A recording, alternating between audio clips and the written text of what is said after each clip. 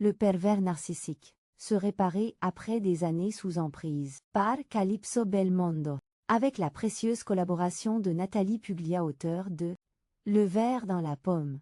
Le pervers narcissique, émaillé de contradictions, est l'image du PN, mêle celle du prédateur redoutable avec celle de l'enfant vulnérable, et fusionne l'apparence du chevalier protecteur avec celle de la créature féroce.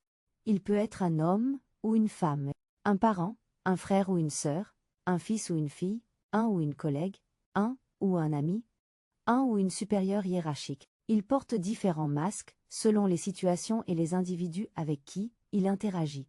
Ainsi, en abordant la personnalité du PN, il est nécessaire de noter que les descriptions varieront, car il ajuste son discours en fonction de son auditoire. C'est à la fois le tacticien brillant et machiavélique, ainsi que l'individu immature démuni face à la frustration. À la jonction de stratégies rigoureusement conçues et de comportements capricieux, l'égocentrisme se révèle être le point de rassemblement de ces diverses facettes. Le PN occupe en effet une place prépondérante dans son esprit au sein de l'univers, tant pour le bon que pour le mauvais. Soit le monde est son espace de jeu, soit il se ligue contre lui. Dans tous les cas, le pervers narcissique se sent contraint de remplir le vide qu'il éprouve à l'intérieur, pour répondre à son besoin urgent d'être reconnu et validé par autrui. Sa problématique narcissique, issue de son enfance, lui a engendré un déficit sévère d'estime personnelle. Pour empêcher sa psyché de s'écrouler, le manipulateur sentimental fait appel à un mécanisme de défense qui le pousse à rechercher une valorisation par la manipulation des autres. Il dépend de son entourage, tout en demandant à être au centre de son attention, et pour cela, il fait tout pour en prendre le contrôle. Le PN rejette chez les autres la capacité à éprouver des émotions, mais au fond de lui, il remet aussi en question la réalité de sa propre existence. En façonnant un personnage social captivant et sympathique, il désire attirer l'attention de tous afin de se protéger d'une chute dans le vide qui lui fait peur. La ruse et la malveillance des PN sont incompréhensibles pour ceux qui possèdent une perspective psychologique saine et équilibrée. Nous avons tendance à penser connaître les opinions des autres, car nous projetons nos propres modèles de pensée sur eux. Voilà pourquoi son attitude nous apparaît énigmatique, car elle sort complètement de nos critères. Ce même mécanisme façonne également la perception du monde chez le PN. Il appréhende le monde selon sa propre nature, ce qui rend son univers fortement marqué par une hostilité intense. De ce fait, il considère les autres comme des adversaires potentiels, qu'il doit soit éliminer, soit rallier à sa cause. En raison de sa peur d'être découvert, le prédateur affectif se gardera de fréquenter les individus qui montreront trop de soupçons à son encontre et qui ne se prêtent pas aisément à la manipulation. Il utilise les autres pour son propre plaisir. Il s'assure que toutes les personnes qui l'entourent sont totalement captivées par le personnage, ou plutôt par les personnages qu'il a imaginés pour mieux les contrôler. Oscillant entre négation et convoitise, le manipulateur rusé se rassure en détruisant ce qu'il ne possède pas, tout en s'illusionnant de le posséder ou tout du moins de le contrôler. C'est ce qu'elle a de beau que le PN cherche dans sa victime pour le lui voler, se elle approprier. Mais est une illusion. La manière dont le PN perçoit sa victime est totalement livrée à l'absence de sentiment. Le fait de ne pas considérer l'autre comme un être sensible limite l'implication émotionnelle et encourage la maltraitance sous diverses formes. La relation toxique n'a pour but que de répondre aux ambitions sadiques et égoïstes du tortionnaire. L'emprise s'installe dès que la manipulation est si intense qu'elle crée l'illusion d'une romance parfaite, poussant ainsi la victime à devenir émotionnellement dépendante. Cette dépendance est la source qui alimente l'ego pathétique du PN, jusqu'à ce qu'elle s'épuise et qu'il se tourne vers une autre source de satisfaction, sans aucun remords. Ainsi, la véritable problématique d'une relation toxique réside dans le fait que la victime ne perçoit pas à quel point elle est en péril. En effet, la manipulation mentale est si intense qu'elle peut anéantir l'estime personnelle et altérer la vision de la réalité. Le narcissisme malfaisant et pathologique devient véritablement préoccupant lorsqu'il est lié à l'un des trois autres traits suivants. Le sadisme, qui se manifeste par le plaisir de causer de la douleur. Le machiavélisme, lié à la manipulation des autres. La psychopathie, caractérisée par une absence d'empathie. Toute possibilité de guérison est alors illusoire. Dans ce cas, la seule alternative, pour ceux qui l'entourent, est de s'éloigner. Sa méthode, il vise à dépouiller sa victime de sa joie de vivre, de ses rêves, de son identité et de ses amis. Tout est si soigneusement orchestré et discret, que personne ne s'en rend compte. L'entourage peut également jouer un rôle complice, malgré lui, car il est lui aussi grandement exploité par le PN. Il s'active rapidement pour emprisonner sa proie. En s'assurant que le couple ait un enfant, trouve un appartement ou fonde une entreprise. Il peut facilement lui faire perdre son emploi pour qu'elle soit totalement dépendante de lui sur le plan financier. Il séduit l'entourage de la victime afin de gagner son appui. Ainsi, même si la victime reconnaît les comportements nuisibles de son partenaire, il lui est difficile de s'échapper. Non seulement elle est liée à son bourreau, mais son entourage le soutient, au point qu'elle finit par douter de ses propres ressentis. Néanmoins, elle se trouve enfermée dans une réalité sinistre, où chaque matin, elle se réveille avec une angoisse sourde et une déception évidente imprimée sur son visage. En outre, ses victimes hésitent à s'en aller, car elles se sont acclimatées aux mauvais traitements qu'elles reçoivent. Elles ne prennent pas conscience de la situation. D'une manière pernicieuse et inattendue, cela leur offre, à un certain degré, un sentiment de protection, même dans le contexte d'une relation avec un conjoint maltraitant. Ces individus malveillants maîtrisent l'art de tromper leur proie en leur laissant penser qu'ils se soucient d'elles. Ils peuvent donc les placer constamment dans des situations délicates et les en libérer de manière héroïque. Tout ce que ces victimes expérimentent, c'est la maltraitance. À force que, on leur crie dessus chaque jour, cela devient une habitude quotidienne. Avec le temps, ces insultes impitoyables ne les affectent plus comme avant. Ces menaces et son attitude agressive ne les atteignent plus vraiment. Cela continue à les anéantir. Cependant, elles réussissent à tout ingérer. C'est la soumission. La victime n'a plus de frisson devant son persécuteur. Mais elle traverse un calvaire intérieur, une destruction de son être. La résignation ne signifie pas l'absence de souffrance. Au contraire, celles-ci sont refoulées et étouffent la personne concernée, elle est rongée de l'intérieur. Elle ne réussit même plus à appeler à l'aide. Les PN savent accorder à leurs victimes juste le bon niveau d'attention pour les garder sous emprise. C'est pourquoi les victimes ne sont pas en mesure de s'en aller. Le PN persiste à leur donner de faux espoirs en promettant un changement. Cependant, cette relation ne peut que se détériorer avec le temps. Et les humiliations, ainsi que d'autres formes de violences psychologiques aboutissent souvent à des violences physiques. Le PN administre une quantité de lui-même, rendant la victime accro. C'est une dépendance, une addiction. Il est une chose essentielle à comprendre. Les PN ne tombent jamais amoureux. Ces individus n'ont pas la capacité d'aimer réellement. Ils sont seulement habiles à feindre l'amour. Voici quelques éléments clés qui aident à mieux saisir leur mode de fonctionnement. C'est sa méthode de prédilection, ce qu'il maîtrise le mieux. Il réussit à convaincre tout son fan club de choses parfaitement fausses. En réalité, la personne narcissique souffre d'une estime de soi très faible, de nombreuses craintes et de profondes vulnérabilités, des faiblesses qu'il ne supporte pas. Il se crée donc un personnage rassurant pour briller en société et modifie ce personnage selon les références de son public.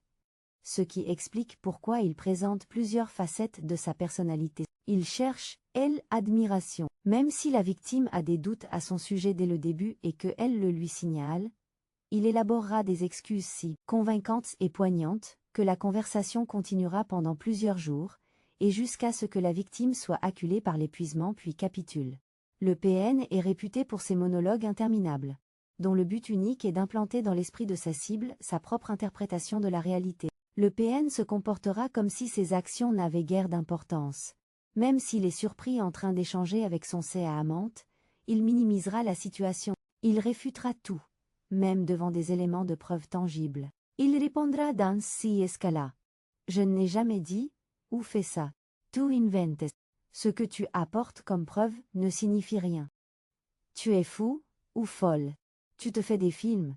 Tu es mythomane. Je ne suis pas responsable de ce qu'il se passe dans ta tête. Tu inventes. Ces preuves sont fausses, elles ont été fabriquées pour me nuire. Dans un premier temps, la victime tentera de pousser l'autre à s'expliquer, mais au fil du temps, en entendant toujours les mêmes excuses, elle commencera à remettre en question ses propres certitudes. Ce discours, il ne hésitera pas à le tenir auprès des enfants et de l'entourage, car le PN a besoin de l'approbation des autres. Ainsi, il n'hésite jamais à raconter aux autres que sa victime raconte des mensonges, qu'elle est paranoïaque, qu'elle déforme tout. Il parvient à faire ressentir à sa victime une culpabilité excessive, en lui faisant penser que celle-ci est entièrement responsable de tout, y compris de ses propres erreurs. Selon lui, il est sans défaut et il est impensable qu'il ait pu se tromper. Si je suis en retard, c'est à cause de la façon dont tu m'as parlé ce matin. Si je t'ai frappé, c'est en raison de ton attitude qui m'a contrarié. C'est parce que tu m'as parlé de manière désagréable que je t'ai trompé. Cet accident m'est arrivé, car je pensais à ce que tu m'as dit il y a 2 semaines. Si je n'y suis pas allé, c'est parce que tu ne m'as pas répondu au téléphone. Dans tous les cas, il n'y a aucune concordance entre les deux faits. C'est sa façon d'exercer un chantage émotionnel, en faisant sentir à l'autre de la culpabilité, ce qui l'amène à être plus docile. S'il traverse des difficultés dans sa vie, il cherchera à blâmer sa victime, arguant qu'elle ne l'aime pas suffisamment, ou qu'elle ne lui consacre pas assez de temps, et c'est cela qui expliquerait son échec actuel. Ce n'est pas son inaptitude qui le conduit à l'échec, mais le manque d'effort de la part de sa victime. En cas de non-succès, lors d'un entretien d'embauche ou de non-renouvellement de son contrat à durée déterminée, il accusera sa cible d'en être responsable en avançant des excuses totalement illogiques. Il est donc très doué pour inverser les rôles et se victimiser avec une mauvaise foi déconcertante. Quand il affirme que sa victime a dit que il est important de comprendre que c'est lui qui a proféré ces paroles. Quand il dit que sa victime a agi de telle façon, il met en lumière ses propres comportements réels, étant donné qu'il aura déjà considérablement dégradé l'image de sa victime auparavant, il lui sera facile, tout au long du processus de la séparation, de partager avec ses proches les difficultés qu'il crée lui-même, en les imputant à la victime. Cela se constate notamment s'il y a divorce, bien commun, enfant, et par conséquent intervention de la justice. Tout ce qu'il va raconter aux proches, tels les obstacles divers pour assurer le bon déroulement de la procédure, et l'existence de faux documents, divers mensonges racontés aux juges et aux gendarmes, la manipulation des enfants. Tout cela viendra de lui, mais il en fera porter la responsabilité à l'autre. 3.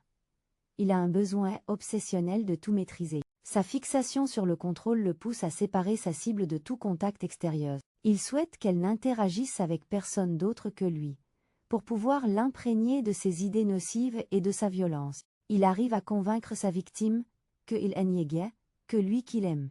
Passion ne te aime. Sans moi, tu serais seul. Tout le monde se demande comment je te supporte. Tu ne serais rien sans moi. Pour la victime, il semble qu'aucune alternative ne soit meilleure que ce qu'il lui fournit. Il fait en sorte d'avoir toujours son attention en la bombardant notamment des appels téléphoniques. Il peut voir ses propres enfants comme des rivaux tant sa relation avec sa victime est exclusive. Il s'assure également d'une prise de pouvoir sur ses proches, de manière subtile. Il a aussi besoin de contrôler les relations entre tous, entre les frères et les sœurs, entre les oncles et tantes. Il s'ingère dans toutes les situations, même si cela ne le concerne pas directement. Aucune expérience, pensée ou décision ne doit se faire sans lui. Il peut pousser 2 individus à se mettre en couple, ou à l'opposé, compromettre leur relation. Il les traite tous comme s'ils n'étaient que des pions. 4. Il est complètement hypocrite. Au départ, il sera parfait. Il déplacera des montagnes pour conquérir sa cible. Cependant, au fil du temps, il se transformera en monstre et la situation ne fera que se détériorer. Ce qui rend la situation d'autant plus ironique, c'est qu'il attendra de sa victime qu'elle reste sans la moindre imperfection. Bien qu'il affiche une façade agréable en présence de son entourage, il se permet de les critiquer avec virulence quand il est seul avec sa victime. Il est également en mesure de se plaindre de sa victime, dans le cercle de celle-ci, et de se présenter comme sa victime. Il n'hésite pas, pour cela, à partager avec eux leur scène de dispute en inversant les rôles. D'une certaine façon, il se prépare déjà à la séparation. Par conséquent, si la victime essaye de s'enfuir, il impliquera ses amis et sa famille. Étant donné qu'il leur aura déjà laissé entendre à maintes reprises combien il est difficile de vivre avec la victime, il n'aura pas de mal à les convaincre que c'est son comportement intenable qui justifie la séparation. En l'analysant de plus près, on constate qu'il a tendance à critiquer tout et tout le monde, et qu'il est perpétuellement insatisfait. Un PN se plaint sans arrêt. Il aspire à être le centre des préoccupations de sa victime, et tout l'entourage de celle-ci doit aussi graviter autour de lui. Si la victime accomplit une action qui ne le concerne pas, cela va le rendre extrêmement jaloux, et il cherchera à se venger pour cette erreur. En réalité, il ne possède pas d'identité propre. Il dépend des autres pour renforcer son estime de soi. Par conséquent, si la personne victime reçoit une invitation à un mariage, tandis que lui est au travail, il s'efforcera d'abord de l'en dissuader en lui imposant diverses tâches à accomplir ce jour-là ou en dénigrant les mariés. Si elle se décide à y aller, il lui fera assurément une grosse scène la veille. Ce jour-là, il l'inondera d'appels pour s'assurer que ses pensées lui sont exclusivement réservées, afin de garder le contrôle sur sa journée et qu'elle ne savoure pas pleinement cet instant. Il ne respecte pas les frontières que la victime souhaite établir. Il ne sait pas où est-ce arrête l'intimité de l'autre, car il ne considère pas les individus comme des personnes, mais comme des outils. Il en entendra pas les propos de sa victime. Les non. J'ai besoin de temps. Ça va trop vite. C'est parce que il ne la respecte pas suffisamment pour s'en préoccuper. Le PN refuse toute forme d'opposition à son égard. L'autre lui appartient, c'est sa marionnette. Elle n'a donc aucune résistance à lui opposer. Sa victime doit être à sa disposition. Ce que lui veut sa victime le veut aussi. N'oublions pas que sa vision du monde lui est propre, et qu'il n'envisage pas d'autres alternatives. Ajoutons qu'il perçoit le monde en termes absolus. Tout est soit blanc, soit noir, sans qu'il puisse envisager qu'il existe des nuances entre ces deux extrêmes. À ce titre, il pense que tout le monde pense comme lui et ses avis sont toujours très tranchants. Même s'il se retrouve piégé dans un mensonge, il gardera son calme et sa sérénité. Il n'hésitera pas à mentir pour se défaire de cette situation. Il peut aller jusqu'à créer des situations pour appuyer ses mensonges. Il est possible qu'il discute avec un collègue de sa peur envers sa victime, et qu'il s'assure, le jour où il fait les présentations, de déclencher une dispute violente. 8. Il engloutit sa proie avec lenteur. Il va exploiter et consommer toute l'énergie de sa victime. Cela continuera aussi longtemps qu'il en aura besoin. Même si elle est épuisée, et elle n'a plus rien à offrir, il lui accordera le temps nécessaire pour se ressourcer avant de revenir et l'user encore un peu plus. Il l'atteindra par sa toxicité, et l'empêchera de réaliser à quel point elle est capable, forte et belle. Son objectif est de veiller à ce qu'elle ne soit rien sans lui. 9. La personne victime est envahie par une anxiété inexplicable. Elle éprouve une anxiété inexplicable, liée à la nature insatisfaisante de sa relation. Elle s'efforce constamment de répondre à tous les besoins de son bourreau, mais celui-ci demeure toujours insatisfait. Rien ne semble jamais suffisant. Le PN emploie un double discours qui met toujours sa victime dans une impasse, car il lui demande deux choses qui s'opposent. Ainsi, quoi qu'elle fasse, il critiquera. La victime est constamment assaillie par la culpabilité et un sentiment de dévalorisation. Elle est en proie à une angoisse persistante de commettre des erreurs et d'être humiliée ou agressée verbalement par le pervers narcissique. Il se montre aimable avec les autres uniquement pour les impressionner, mais sa nature profonde haine et pas bienveillante. Être gentil lui demande un effort. C'est un rôle. Il s'efforce d'être agréable avec ceux dont il a besoin, son public, ses complices bien malgré eux. Il ne se préoccupe pas des autres, parce que il n'a pas besoin de ces personnes, il ne leur cache pas son vrai visage. Les individus susceptibles de compromettre son projet maléfique sont chassés avec force. Il mettra tout en œuvre pour tourner l'opinion publique contre eux. À travers des mensonges, des dénigrements et des attaques diffamatoires. La victime. Les liens toxiques engendrent de sévères souffrances psychologiques et émotionnelles pour la victime. La violence au quotidien, sournoise et inacceptable, imprime sa marque sur la relation de manière traumatisante et persistante. Une personne narcissique perverse souffre de pathologies qui influencent sa façon d'interagir avec autrui et sa vision du monde. Manquant d'intériorité, le PN conçoit les relations sous le prisme de la domination. Pour lui, chaque rencontre est simplement une opportunité de réaliser ses ambitions personnelles. À travers ses proies, il cherche à combler le profond vide qui l'habite. La dynamique avec un pervers narcissique est naturellement déséquilibrée, car le manipulateur toxique a uniquement pour but de nuire aux autres afin de se valoriser lui-même. Pour garder une position privilégiée, le manipulateur pervers veille à maintenir sa victime sous son contrôle. Les agressions verbales et psychologiques, les critiques, le dénigrement, le chantage affectif et les mensonges figurent parmi une longue série de comportements nuisibles, dont les conséquences dépassent l'entendement. Il exerce une manipulation journalière, constante et mûrement élaborée jusqu'au moindre détail. Il est prêt à transcender toutes les limites de sa proie, afin de réaliser ses obscurs objectifs, sans se soucier des conséquences. La dépression, l'isolement, le doute de soi, la confusion et la honte entraînent les victimes vers un état d'épuisement, qui peut pousser dans certains cas jusqu'au suicide pour sortir de cet enfer. Tant les dommages psychologiques que somatiques, symptômes corporels, déclenchement de maladies, etc., existent bel et bien.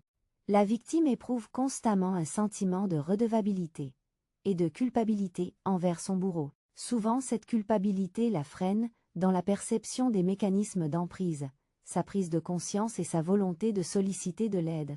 La nocivité d'une telle relation réside dans les intentions malveillantes du manipulateur, qui ne possède ni sens moral, ni capacité d'empathie, ni même de limite. En outre, le PN a une perception tout à fait différente de la réalité, et n'imagine pas que des versions alternatives à la sienne puissent exister. Il impose donc son univers sombre et irrationnel à sa victime, ce qui engendre une confusion constante chez elle. Jour après jour, la pression augmente, laissant derrière elle de nombreuses blessures profondes. Les victimes sont alors amenées à abandonner petit à petit toute forme de joie, de libre arbitre et de liberté d'être et de vivre. Un PN engendre au cours de son existence des dizaines de victimes collatérales, comprenant des partenaires, des enfants, des mariages, des remariages, ainsi que des amants, des maîtresses, des amis, des collègues et des employés. Si on considère que 3% de la population est concernée, alors les victimes de pervers narcissiques sont largement répandues.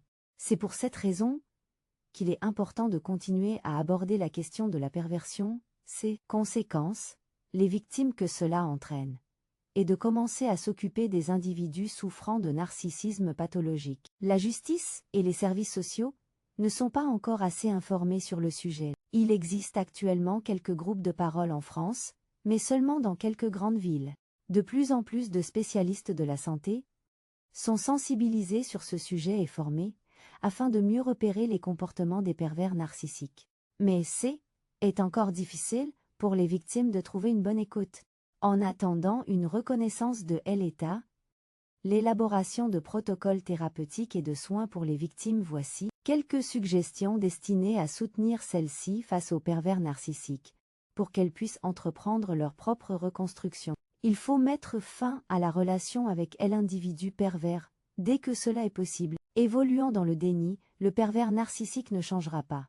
Il ne faut donc pas espérer qu'il transformera son mode de fonctionnement par amour. D'ailleurs, il n'est pas capable d'aimer, c'est un sentiment qui lui est totalement étranger. Il possède. Il n'est donc pas possible d'envisager une quelconque issue positive en restant avec un PN. Le sevrage annonce d'une grande difficulté, étant donné que l'emprise constitue une forme d'addiction qui plonge la victime dans un état de dépendance psychologique. De plus, pendant très longtemps le PN fera tout pour récupérer sa proie, lui nuire si elle persiste à vouloir la quitter, et même plusieurs années après il aura besoin de se rappeler à son bon souvenir. Toutefois, envisager une séparation permanente est essentiel pour retrouver la sérénité. Écoutez la petite voix intérieure. Souvent, au fond d'elle-même, la victime sait que cette relation n'est pas normale. Passer du chaud au froid, le double discours, les sautes des humeurs, les discours incohérents, les arguments irrationnels, les changements des attitudes du PN selon son auditoire sont des signes. La victime perçoit tout cela, elle doit avoir confiance en elle, et croire en ses ressentis. Quand le PN refuse d'admettre avoir tenu des propos précis bien qu'un enregistrement prouve le contraire. Quand il affirme qu'une personne a fait telle déclaration, alors que la personne mentionnée conteste. Lorsqu'il soutient avec vigueur qu'une personne s'est conduite d'une certaine façon, alors que la victime et les autres témoins n'ont pas observé la même chose. La victime connaît au plus profond d'elle-même où se trouve la vérité. Tu as mal compris. Tu folle fou, tu délires. Ce sont des phrases récurrentes connues chez tous les PN. La confiance en soi sera le premier pas vers la liberté. Anticiper. S'efforcer de découvrir comment le PN appréhende le monde peut souvent engendrer une prise de conscience. Et l'image floue et troublante que se fait le pervers narcissique de la réalité révèle des aspects de son intériorité. L'atmosphère y est marquée par la désolation et les conflits, où ne règne que le danger et le malaise. Imagine cet univers intérieur aide à comprendre la seule attitude appropriée à adopter face à une personne manipulatrice. Fuir. Se libérer d'un pervers narcissique constitue cependant un véritable défi. En étant démasqué, le PN sombre dans la panique et se met à agir d'une manière plus violente, plus irrationnelle encore. Il pourrait essayer d'inciter sa victime au suicide, de provoquer son incarcération ou son internement. Son intention sera de la punir et de se venger. Il est important de bien comprendre que le PN ne se nourrit que de l'image qu'il renvoie aux autres. Si le personnage qu'il a créé s'effondre, c'est l'ensemble de son empire qui s'écroule en même temps. Sa plus grande crainte est donc que son fan club comprenne qu'il n'est en fait qu'une façade sans substance. Par conséquent, en tant que prédateur avisé, il est doté d'un instinct de survie, et à ce titre, il aura sans aucun doute élaboré son plan d'attaque à l'avance, possiblement durant la relation. En effet, le PN étant toujours dans le calcul prévoit le risque d'être démasqué, et pour cela il conserve très précisément des dossiers. Il en servira alors pour humilier sa victime, ou lui faire du chantage lorsque celle-ci tentera de lui échapper. Aucun détail ne sera négligé. Tout ce que la victime aura exprimé ou réalisé dans le cadre de la relation pourra être utilisé contre elle. Le PN sera capable de retirer ces faits de leur contexte et de les déformer, avec pour objectif de discréditer sa victime et de lui causer du tort. Il continuera à semer le doute et la culpabilité chez sa victime, et l'inondera de remarques dévalorisantes pour éroder son estime de soi. Son approche auprès de la victime, de l'entourage et des autorités, consistera à modifier les positions et à faire passer l'autre pour l'agresseur. Lorsqu'un PN est rejeté, il cherche également à manipuler toutes les personnes autour de sa victime, sans ressentir le moindre remords, que ce soit dans le but de récupérer la personne, ou de se venger quand il réalise que tout est perdu. Il faut en effet que la victime veille à garder le contact avec ses amis et ses proches, car le PN essaiera d'exploiter ses relations pour lui nuire, et tenter de l'influencer. Si le lien est brisé, ou s'est distancé à cause du PN, il est important de tenter de le restaurer. Si les PN cherchent à isoler leurs victimes, c'est parce qu'ils comprennent intuitivement qu'une personne bien entourée, plus résiliente, et est capable de demander de l'aide, si nécessaire, ce qui représente une menace pour leur contrôle. Les autres, et l'entourage, font partie intégrante de notre existence, et déterminent aussi notre identité. Et c'est justement l'identité de sa victime que le PN cherche à détruire. Il est essentiel que la victime maintienne donc ses relations avec ses proches, et fasse preuve de prudence face aux mensonges répandus par le PN. Il est fondamental d'annoncer aux amis et collègues l'intention de clore la relation, tout en les mettant en garde contre les éventuelles manipulations du PN. Il convient de noter que, malgré tout, quelques individus se laisseront prendre par les stratagèmes du PN et succomberont à sa manipulation. En effet, son habileté à susciter la pitié est impressionnante, et il n'hésitera pas à exploiter tous ceux qui l'entourent, qu'il s'agisse d'enfants, de proches, de collègues ou de professionnels. Enquêteurs sociaux, psychologues, gendarmes, juges, professeurs des enfants, pour anéantir celui qui lui inflige l'outrage de le délaisser. La victime devra donc s'efforcer de rester en contact avec ses proches et intervenants pour ne pas lui laisser gagner trop du terrain. Il est aussi important qu'elle veille à ce que les mensonges du PN ne prennent pas racine dans les esprits. Il se peut très bien que le PN cherche à convaincre que c'est lui qui a choisi de se séparer, en arguant qu'il était malheureux, en proie à des violences psychologiques, humilié, ou victime de violences physiques. Il est conseillé de consulter un avocat. Surtout il existe des attaches communes telles que des enfants, un domicile ou une entreprise. On commence à trouver des spécialistes pour ces types de situations. Le PN apprécie les procédures judiciaires, mais uniquement lorsqu'il a l'avantage sur la partie plaignante. Cela lui donne l'occasion de briller, et il aime être sous les projecteurs. Cela constitue un terrain idéal pour lui pour manipuler les apparences et les émotions bienveillantes. Il est complètement capable de lancer des accusations infondées, de fournir des documents frauduleux et d'intensifier les dépôts de plainte. Il est essentiel de rester serein et de ne pas se laisser déstabiliser. La personne concernée devra prendre le temps d'examiner attentivement chacune de ses attaques, ses éléments de preuve et ses arguments, et elle constaterait alors que tout cela n'est qu'un bluff. La victime, de son côté, ne doit soumettre au juge que des preuves factuelles. Il est nécessaire de préparer son départ, en mettant fin au transfert vers le compte commun, en modifiant les accès Internet au compte privé, et éventuellement en optant pour un autre établissement bancaire. Le PN est réputé pour siphonner les comptes de sa victime dès qu'elle réussit à lui échapper. C'est une stratégie pour la garder sous contrôle et la pousser à revenir. Avant de quitter le foyer conjugal, la victime devra aussi veiller à récupérer tous ses papiers et documents la concernant. Il est courant que le PN usurpe l'identité de sa victime pour obtenir des prêts. La victime devra procéder à la recherche d'un logement de façon discrète et ne parler de son départ au PN qu'une fois que tout aura été soigneusement planifié, bien que cela soit compliqué, la victime doit garder à l'esprit qu'avoir une relation avec un PN peut fréquemment se terminer par la prison, l'internement, ou des résultats désastreux comme le suicide, la maladie ou un drame conjugal. Cesser tout contact. Une personnalité perverse recourt au harcèlement post-séparation afin de garder son emprise sur l'autre, parfois durant de nombreuses années après la rupture. Cela touche particulièrement les victimes ayant un ou plusieurs enfants auprès de ce genre de partenaire. Toutefois, la victime doit se préparer à ce que le PN déclare aux autres qu'il est lui-même la personne harcelée. Le PN mettra tout en œuvre pour maintenir un lien avec sa victime et utilisera tous les outils à sa disposition pour y parvenir. Un PN ne renonce pas facilement. La menace principale concerne la garde des enfants. Mais le harcèlement après une séparation se manifeste aussi par une campagne de diffamation et des attaques personnelles. L'objectif du PN est de maintenir une image sociale irréprochable auprès de tous. Les manipulations sont évidentes, mais elles réussissent toujours pour les mêmes motifs. La victime, qui n'est pas encore rétablie, n'est pas en mesure de se défendre. Cette carence de défense et d'opposition aux accusations du PN fait que les proches n'ont qu'un seul discours auquel ils se fient. Notons que la victime a été sélectionnée en raison de ses vulnérabilités, de ses blessures et de ses faiblesses. Un partenaire attentionné s'efforce de les guérir, tandis que le PN les exploite pour anéantir sa victime. Il les ramène à la lumière et en tire parti. Cela peut entraîner la victime vers la dépression, l'alcoolisme et des accès de colère excessifs. Le PN s'assurera que l'entourage, y compris les enfants, soit témoin de ce malaise tout au long de la relation. De cette manière, au moment de la rupture, la victime sera discréditée, et le bourreau se servira de ce discrédit pour faire apparaître la victime comme coupable. Il s'agit de sa stratégie perpétuelle consistant à inverser les rôles.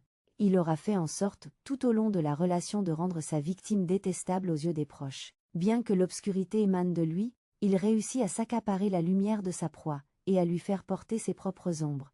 Le pervers narcissique est intrinsèquement diabolique et dépourvu de sincérité, alors que la victime est profondément bonne mais se trouve en grande souffrance. Mais le PN a su créer l'illusion du contraire. Il est tout à fait possible aussi, par exemple, qu'il ait inondé sa victime de paroles haineuses, propos d'une autre personne, provoquant ainsi une attitude particulièrement méchante de la part de la victime envers cette dernière. Durant la relation, il a transformé sa victime en vecteur de sa haine, exerçant un contrôle sur ses proches à son travers. Elle devient son porte-voix. Par conséquent, ce n'est pas lui qui est perçu comme le méchant, mais plutôt la victime qui subit sa manipulation. Ainsi, lors d'une rupture, les proches qui ont pu observer les comportements de la victime sont souvent plus enclins à faire confiance au bourreau. Le pervers submerge aussi sa victime de messages menaçants, qu'il s'agisse des appels téléphoniques, de SMS, des emails ou d'autres formes de communication, tous plus menaçants les uns que les autres. Cela consiste à maintenir son emprise et à gêner ses tentatives de rétablissement. Réparer les blessures d'une relation avec un pervers narcissique nécessite un travail profond de reconstruction personnelle. Il faut passer par une déprogrammation, et il est essentiel pour cela de ne pas établir de contact. En l'absence d'enfants, de biens ou d'entreprises communes, il est essentiel que la victime change son numéro de téléphone et son adresse électronique, et qu'elle informe ses proches de veiller à ne pas lui communiquer ces détails. Quoi qu'il arrive, il est impératif de ne pas répondre à ses appels, et de l'inciter à laisser des messages écrits et vocaux, qui pourront aider à le démasquer par la suite devant les autorités. Il est crucial d'éviter tout affrontement. Rompre toute communication est une phase clé, car si la victime réagit aux sollicitations du PN, ce dernier conservera l'espoir de la reconquérir et il gardera son contrôle sur elle. Il n'y a pas de limite établie. Il ne manquera pas de faire pression, et pourra aller jusqu'à adopter un comportement harcelant. Le risque est alors de voir replonger la victime sous son emprise ou de freiner son chemin vers la guérison. Le stress post-traumatique. Il y a autant de types de relations que de pervers, certains étant extrêmement intelligents, tandis que d'autres ne le sont pas. Il est également observé qu'au sein des victimes, certaines seront en mesure de réagir. En revanche, des autres auront déjà été profondément affectées. Et précisément pour celles-ci que la séparation avec leur partenaire pervers narcissique peut paraître insurmontable. La pression psychologique à laquelle elles font face a annihilé leur faculté d'agir et de réfléchir. Les nombreuses humiliations, dénigrements et manipulations, comme les injonctions paradoxales, ont eu raison de leur résistance psychique. Elles éprouvent un sentiment de dépersonnalisation qui les conduit à adopter la mentalité de leurs oppresseurs. Elles sont convaincues d'y n'avoir aucune valeur. Cela porte le nom de décervelage. Leur difficulté à surmonter la séparation avec leur manipulateur narcissique découle également de la honte et de la culpabilité qui les fige. Le syndrome de stress post-narcissique se réfère aux séquelles engendrées par une relation avec une personne ayant une personnalité narcissique. De manière générale, le stress post-traumatique est associé à des événements liés à des catastrophes telles que les conflits armés, les attaques terroristes ou les accidents majeurs. Une variante de ce phénomène est le syndrome de stress post-narcissique, qui se manifeste à la suite de traumatismes psychologiques causés par des interactions avec une personne à la personnalité toxique, notamment un individu narcissique pernicieux. C. Est donc aussi un trouble neurocérébral. Les événements traumatiques réapparaissent continuellement dans la vie de l'individu concerné, se manifestant de différentes manières telles que des flashbacks, des cauchemars ou des émotions dérangeantes. Les victimes éprouvent ces souvenirs intrusifs, qui surgissent de façon inattendue dans leur quotidien. Ces souvenirs s'accompagnent aussi d'émotions en lien étroit avec les événements vécus dans la relation. Dans ce contexte, le pervers joue donc encore un rôle majeur dans la vie du sujet. La victime est toujours enchaînée à des pensées négatives inculquées par lui, en particulier celles qui touchent son estime personnelle. Autre manifestation, les cauchemars. Ce type de stress est bien plus qu'un trouble anxieux. L'individu éprouve une forte irritabilité, s'effraie pour des broutilles et peut faire face à des crises de panique. On observe également des difficultés au niveau du sommeil et de la mémoire. En cas d'aggravation de la situation, on peut observer des symptômes allant jusqu'à une dépression réactionnelle résultant de cette relation toxique. Cela se traduit par un désintérêt général, une impossibilité à ressentir de la joie, et des pensées sombres. L'estime de soi des victimes est profondément altérée, en raison des effets déstabilisants de la manipulation mentale. Le mécanisme de l'identification projective sème le trouble et la culpabilité, ce qui brouille les repères et les valeurs pour toute personne. Le repli sur soi des victimes est souvent une conséquence du stress post-narcissique, qui peut parfois évoluer vers une phobie sociale. Il est également possible que des comportements autodestructeurs se manifestent, dérèglements alimentaires, addictions. Fin à la relation avec le pervers narcissique sera essentielle pour se libérer de ce stress. Toutefois, cela ne constitue qu'une étape préliminaire. Il est essentiel qu'une victime parvienne à se libérer de l'emprise perverse, en prenant conscience des souffrances endurées et en arrêtant de se sentir coupable. C'est pour ces motifs que la meilleure façon de surmonter un stress post-traumatique est de consulter des professionnels spécialisés en matière de harcèlement et de perversion. Analyse. Il est nécessaire de pouvoir décortiquer le comportement du PN et les années passées à ses côtés, pour pouvoir se libérer de ce cercle vicieux. Pouvoir nommer les choses permet de les comprendre et de prendre la distance utile pour avancer. Connaître la pathologie du pervers narcissique aide à déchiffrer ses actions déviantes et cruelles, et met en lumière la nécessité de le quitter. Cela permet aussi de comprendre comment la victime est doucement tombée dans ses griffes, de la rassurer sur le fait qu'elle n'est pas folle, qu'elle n'est pas le problème, qu'elle est juste bienveillance qui voulait croire en cette histoire d'amour. C'est également une étape supplémentaire dans le chemin du deuil. Les modes d'action qui peuvent être rapidement identifiés. Séduction. Au commencement de la relation, le partenaire manifeste de l'attention, de l'écoute et de la bienveillance. Il se démarque même par son sens de l'humour. À première vue, il semble avoir un bon réseau social, une situation financière stable et un travail captivant. Ce rôle, il le ressort à chaque fois que sa proie lui échappe, pour lui montrer que cette facette de lui existe. Ainsi, au nom de ses jours heureux, et qu'elle souhaite revivre, la victime reste à ses côtés. Mensonge. Ses paroles sont en désaccord avec les gestes.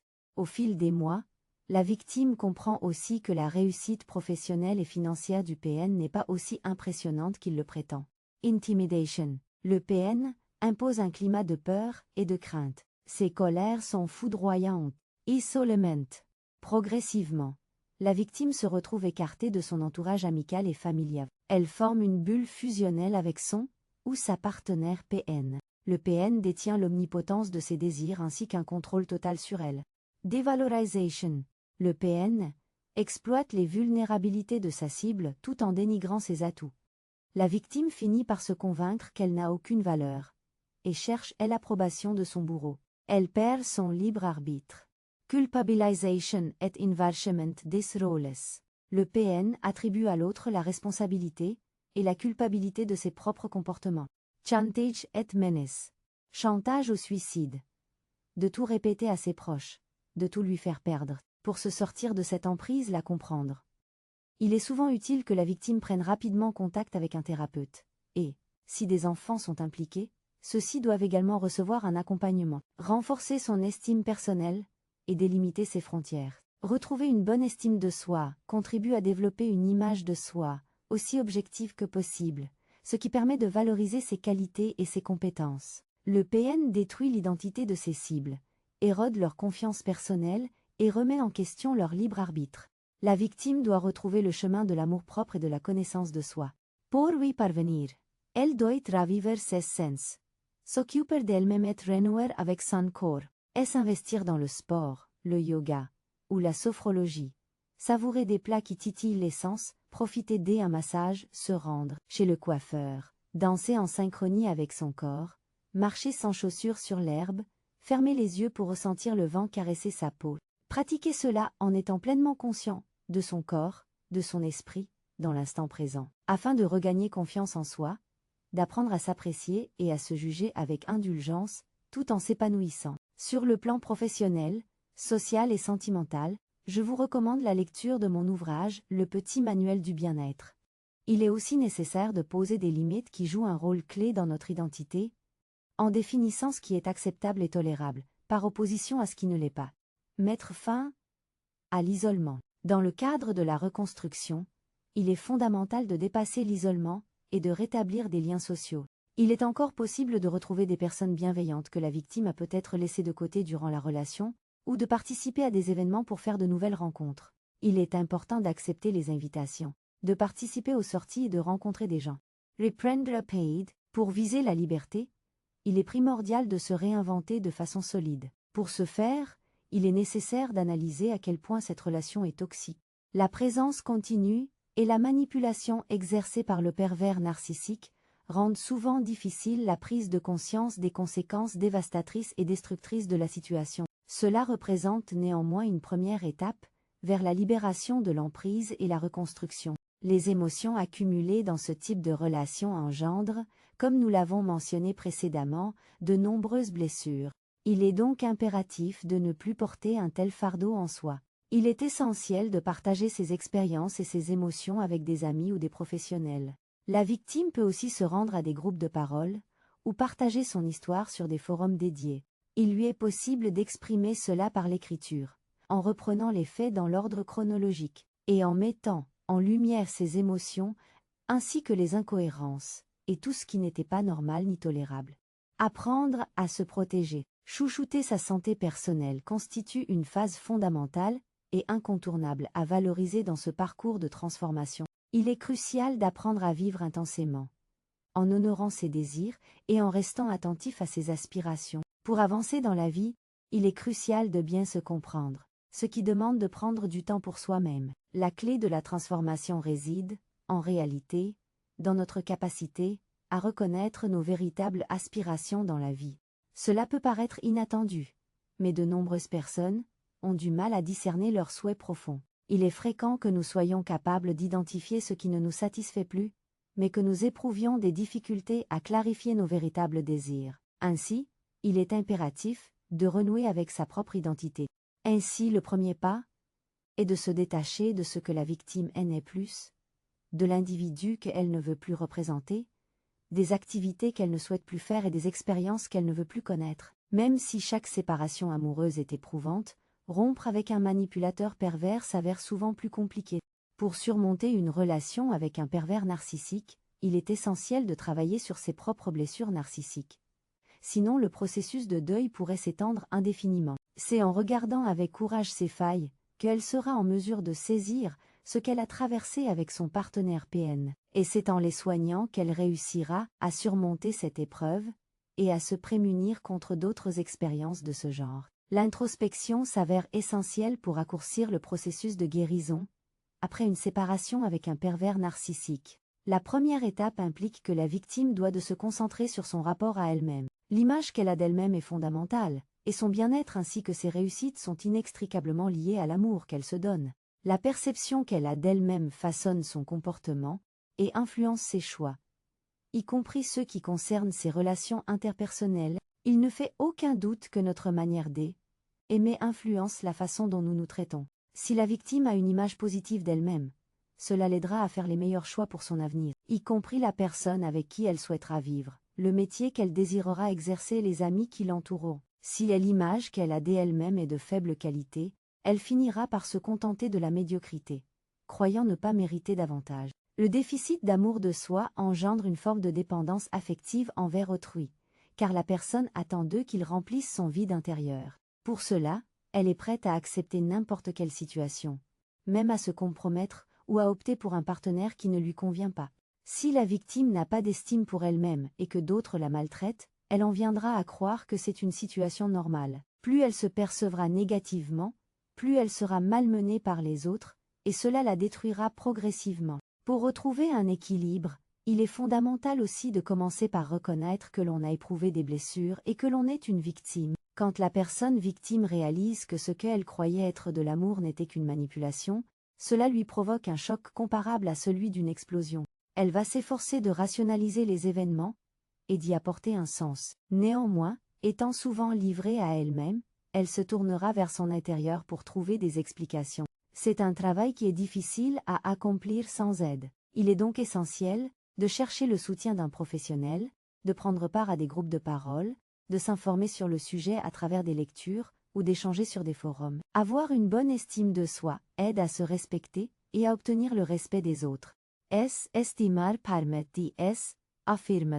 Accepter et se connaître permettent de refuser. Nombreux sont ceux qui admettent avoir du mal à dire non, ce qui les pousse à prendre des engagements et à se retrouver ensuite dans des situations problématiques. Oui, à chaque occasion, peut entraîner une confusion qui devient permanente. Il est essentiel que la victime sache comment dire non à ce qu'elle ne désire pas faire ou à des situations potentiellement oppressantes. Si elle établit des limites, elle doit s'opposer à ce qu'on les dépasse. Le désir de satisfaire les autres et de rendre service ne doit pas nuire à soi-même. Offrir son temps et son énergie doit être animé par le plaisir et un sentiment de satisfaction. Ce n'est pas un dû envers l'autre, ce ne doit pas être une contrainte. Dès que la victime accorde du respect à l'autre, elle est en droit d'attendre qu'il lui rende ce même respect. C'est la base de toute relation saine. Ainsi, l'autre doit comprendre qu'elle n'est pas disponible à tout moment. Il faut savoir mettre des limites. La victime n'a pas à se justifier,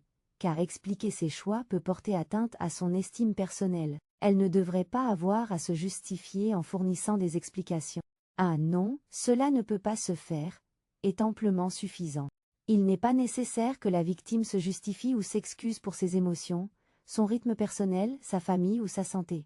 Ce sont des éléments qui lui appartiennent. Elle doit déterminer ses priorités et en faire une exigence pour que les autres les acceptent et s'y adaptent. Faire le deuil de la relation, il faut se résigner à l'absence d'une communication normale et d'une relation équilibrée. Cela est impossible avec un PN. À aucun moment, son discours n'a été véritablement sincère ou authentique. Tout était erroné, calculé, planifié, anticipé et surtout maîtrisé. Pendant longtemps, la victime persiste dans la relation, car elle est convaincue que l'amour est là, sous-jacent et profondément enfoui, et surtout prêt à émerger à nouveau. Alors elle minimisait les conflits et les critiques. Le PN a su créer en elle un souvenir indélébile, qui ressurgit chaque fois qu'elle remet en question ses sentiments ou les siens. Son talent réside dans sa capacité à savoir précisément à quel moment faire revivre cette empreinte.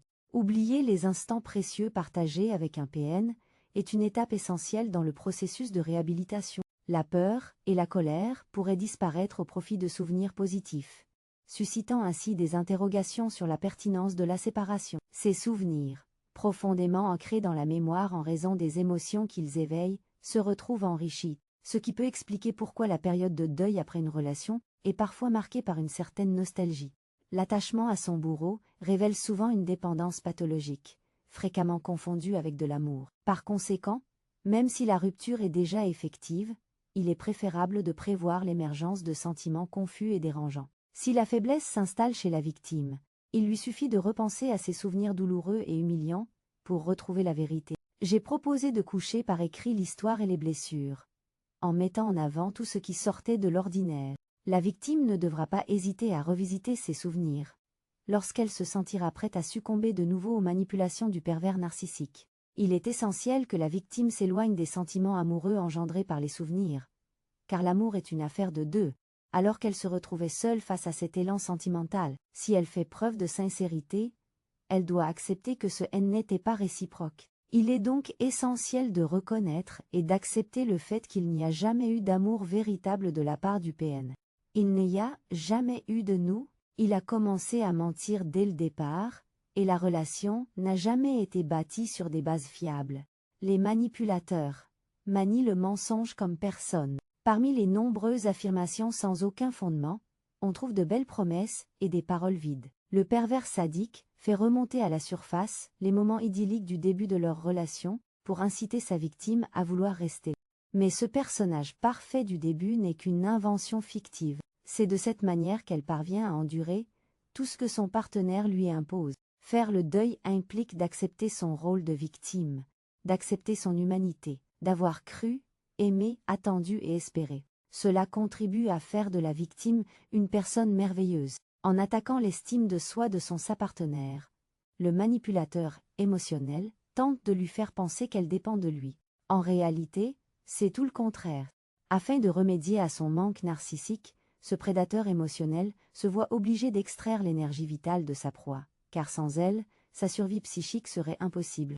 La meilleure façon de réaliser l'impact émotionnel est d'avoir un réseau de soutien externe au sein du couple, la famille, les amis, les thérapeutes, les conseillers ou des autres personnes peuvent être des soutiens essentiels pour aider la victime à comprendre que la relation amoureuse n'est pas normale, que elle n'a aucun fondement solide, que elle détruit la victime, qu'elle est un mensonge. Le manipulateur en a pleine connaissance, c'est pourquoi il tente de isoler. Il convient d'intégrer tout cela afin de favoriser le processus de deuil. C'est pardonner. La victime n'est pas à blâmer pour ce qui relève, ni plus ni moins, de l'abus émotionnel. C'est le PN qui a instillé en elle ce mécanisme d'autoculpabilité. La victime doit se pardonner. Chacun est susceptible d'être manipulé, car c'est justement les fondements de la manipulation. Créer une illusion conforme à nos désirs. Les victimes ne doivent pas être perçues comme faibles ou fragiles. En réalité, les PN ne s'attaqueraient jamais à quelqu'un dont ils ne pourraient pas tirer profit. Les PN sélectionnent des individus rayonnants, hypersensibles et débordants de vitalité. Chercher à comprendre pourquoi cela lui est arrivé ne fera que l'enfermer dans un cycle répétitif de pensée, dont elle ne parviendra pas à s'échapper. Ce que recherchent les PN, c'est le contrôle. S'enliser dans des réflexions interminables, c'est continuer à être dirigé comme une marionnette par cette emprise. Beaucoup de questions resteront sans réponse, et ce n'est pas un problème. La victime ne pourra jamais y répondre, parce qu'il n'y a rien à saisir. C'est une pathologie, un trouble de comportement, un dysfonctionnement. C'est le PN, celui-là même qui se considère comme si irréprochable, et qui vit dans un déni complet qui a rendu sa victime responsable de tous les problèmes, de toutes les erreurs et de tout le malheur qui la touche. Mais ne comprends-tu pas que sans moi tu n'as aucune valeur? Personne ne voudra de toi avec un tel tempérament, tout le monde sait que tu es invivable. Ce type d'énoncé implique que la victime est responsable de sa rage, mais également qu'elle pose des difficultés relationnelles et qu'en fin de compte, c'est lui qui ressent la douleur, et non elle. Graduellement, cette personne, atteinte d'un trouble de la personnalité narcissique, est devenue l'unique point de référence de sa proie. Certaines fois, la victime persiste dans une situation parce qu'elle n'a pas d'autres options. Les soucis financiers, le partage d'un business ou d'un logement, sans oublier les enfants, rendent une séparation radicale et immédiate difficile à envisager. En se projetant dans l'avenir, le PN a généralement profité des occasions favorables pour conseiller de se marier, d'acquérir une maison, de créer une famille, de lui prêter des économies, etc. En vérité, il cherchait à enfermer sa proie, en lui offrant toutes les justifications pour demeurer dans cette cage et endurer tout ce qu'il comptait lui imposer. Il a tissé sa toile en douceur, et la victime ne peut pas se reprocher d'avoir cru au bonheur. Faire rentrer la joie dans sa vie et sa tête. Il est également important pour la victime d'accepter ses imperfections et de se féliciter lorsqu'elle réalise de belles choses. Elle doit prendre le temps de se focaliser sur ses qualités. Trop souvent, nous avons tendance à nous attacher davantage à nos défauts qu'à nos atouts, ce qui nuit à notre confiance en nous. Une faible estime de soi conduira à une existence difficile et empêchera de rencontrer des personnes appropriées ou de faire des choix de carrière adaptés. Reconnaître ses valeurs facilitera son intégration et son épanouissement. Pour se rétablir, la victime du pervers narcissique devra se concentrer sur ses qualités, ses compétences, ses succès et apprendre à les valoriser. Il est important que la victime essaye de dénicher des sources de plaisir saines et qu'elle multiplie les occasions de vivre des moments agréables. Avec le temps, les souvenirs partagés avec le PN sembleront bien plus ternes. Ces nouveaux bonheurs mettront également en évidence leur aspect toxique. Elle devra veiller à son bien-être en prenant soin de son corps, en s'adonnant à une activité sportive, en appliquant des crèmes pour la peau, en se rendant chez le coiffeur et en adoptant une alimentation saine. Se respecter, c'est également honorer son corps. Il faut impérativement qu'elle prenne soin de sa santé morale, s'évader, lire, se balader dans la nature ou dans son parc,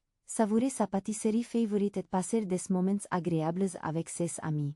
S'installer sur un banc dans un square ou une terrasse de café et observer la vie, la nature et humer ses instants, débrancher le téléphone.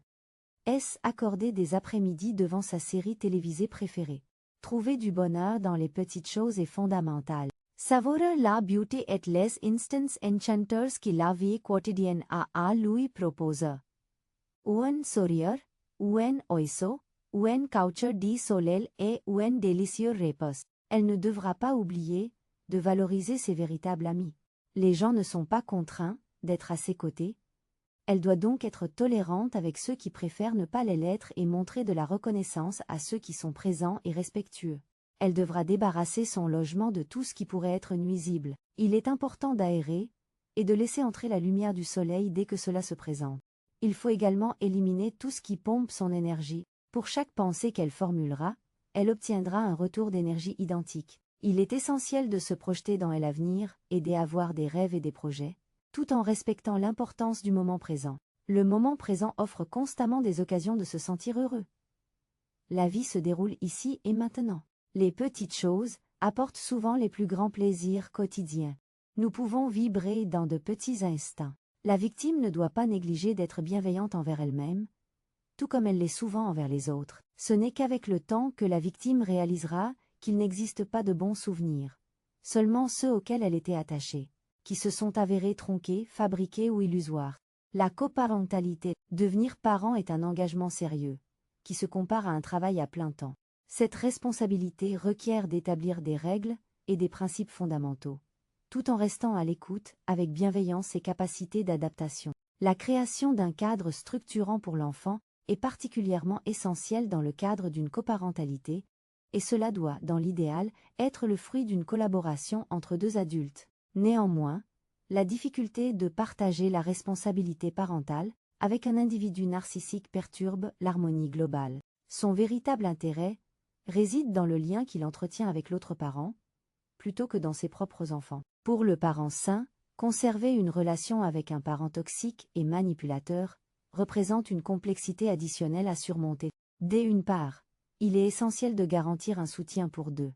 Et d'autre part, il est impératif de résister aux attaques vindicatives du PN émotionnel. Pourtant, il n'y a pas d'autre choix que de redoubler d'efforts pour veiller sur l'enfant, car il est au milieu d'une guerre sans merci. En effet, le comportement du pervers narcissique est incompatible avec l'établissement d'une relation saine de coparentalité. Le manipulateur est sournois, égoïste et peu fiable. Son refus de reconnaître ses erreurs crée de grandes tensions dans le cadre familial. L'ancienne victime du manipulateur est continuellement accusée, même en présence de ses enfants, d'avoir détruit la famille, d'avoir pris la fuite et d'avoir ruiné l'existence du PN. La quête de vengeance du narcissique semble sans fin. Il saisit chaque opportunité pour faire du mal ou manipuler l'enfant, qu'il emploie comme outil contre son ex-partenaire. Le PN n'a aucun scrupule à remettre en question le rôle de l'autre parent, et peut même jusqu'à l'accuser devant les autorités d'être inapte ou même dangereux pour le bien-être de l'enfant. Que ce soit dans son rôle de parent ou dans toutes ses interactions, le manipulateur pervers fait preuve d'une incapacité totale à exprimer des émotions et à considérer celles des autres. Ce qui lui semble essentiel, c'est d'obtenir un avantage sur autrui et de maîtriser les circonstances. Il considère l'enfant comme un moyen de remporter le titre de meilleur parent, visant à infliger de la douleur à l'autre. Il ne reconnaît pas son fils ou sa fille comme une personne indépendante et ne ressent ni empathie, ni respect ni amour, qu'il confond avec un attachement pathologique. Par ailleurs, il ne possède pas de véritable conversation, résultant d'un manque de lien émotionnel. Cela implique qu'il ne pourra pas prêter attention à l'enfant et qu'aucune relation saine ne pourra se concrétiser entre un parent toxique et son enfant. Il est l'opposé d', un parent structurant, nécessaire au bon développement de l'enfant. En vérité, il perçoit même sa descendance comme un bien qui lui appartient entièrement. La coparentalité avec un individu pervers narcissique s'apparente plus à une lutte entre adversaires qu'à une coopération productive. Effectivement, dialoguer avec un manipulateur émotionnel a peu de chances de déboucher sur un échange constructif. La collaboration n'est pas un terme qu'il connaît. Par conséquent, il est impossible de parvenir à un accord amiable, une entente convenable, une coopération dans l'intérêt des enfants. Ainsi, le devoir d'un parent sain consiste à minimiser les effets néfastes et à atténuer l'influence d'un parent pervers narcissique sur l'enfant. Pour cela, il devra préserver l'enfant de la toxicité parentale et ne pas rentrer dans le jeu du PN. L'enfant n'est ni un messager, ni un défouloir, et il ne joue pas non plus le rôle de confident ou d'enquêteur. Malgré tout, il convient de rappeler qu'un parent narcissique peut avoir recours à l'enfant comme un complice, et ainsi entraîner l'aliénation parentale. Les signaux des alertes doivent être considérés avec sérieux et traités par un professionnel de la santé. Le pervers narcissique cherchera sans cesse à provoquer, à négocier, à contrarier, et à faire exploser de rage sa cible, visant ainsi à maintenir une lutte perpétuelle. La solution la plus efficace consiste à ne rien lui offrir en retour, ni émotion ni attention. Les querelles ne feraient qu'aggraver sa perversion et sa toxicité. Il est essentiel de minimiser les conflits pour préserver l'enfant. Lorsqu'il y a un désaccord, le juge aux affaires familiales reste une option pour résoudre la situation. Les individus narcissiques et pervers tirent leur force de la confusion, échangée par écrit uniquement, afin de limiter l'influence et de conserver des preuves des interactions. Documenter par écrit l'ensemble des faits essentiels. Consigner tous les manquements, les violences verbales et les comportements nuisibles du PN, ne pas hésiter à les porter à l'attention des autorités. Fixer un accord de garde complet décidé par la justice. Il faut veiller à bien enregistrer les horaires et jours de rencontre, ainsi que les arrangements pour les vacances ou les week-ends, chaque détail revêtant une grande importance. Les espaces flous constituent un terrain favorable pour les individus manipulateurs, car ils leur permettent de violer les normes établies. Le narcissique malveillant essaiera toujours de causer du tort et de retourner les événements à son propre bénéfice. Il est indispensable de faire appel à la loi pour organiser les relations entre les coparents. En cas de non-respect de la décision du juge par un parent PN, le parent sain devra solliciter l'intervention des gendarmes pour le constater. Il devra le refaire à chaque occasion et en tenir informé son avocat ou le juge. Il est important de prêter attention aux souhaits et aux besoins de l'enfant. Un environnement sécurisé et stable doit être au cœur de son développement. Il est important aussi de l'aider à renforcer son esprit critique et de lui enseigner des valeurs et des principes sains et authentiques, tout en lui apprenant à reconnaître ce qui est bien et ce qui est mal. Il sera primordial de porter une attention particulière à l'apprentissage de notions essentielles comme le libre arbitre, l'honnêteté et le respect de soi et des autres, car ce sont des aspects qui pourraient lui faire défaut dans une situation de conflit entre parents. Offrir à l'enfant l'opportunité de s'exprimer, de développer son identité et de bénéficier de son espace personnel est essentiel pour favoriser son développement harmonieux. Dès leur enfance, les enfants de PN sont utilisés à des fins d'instrumentalisation.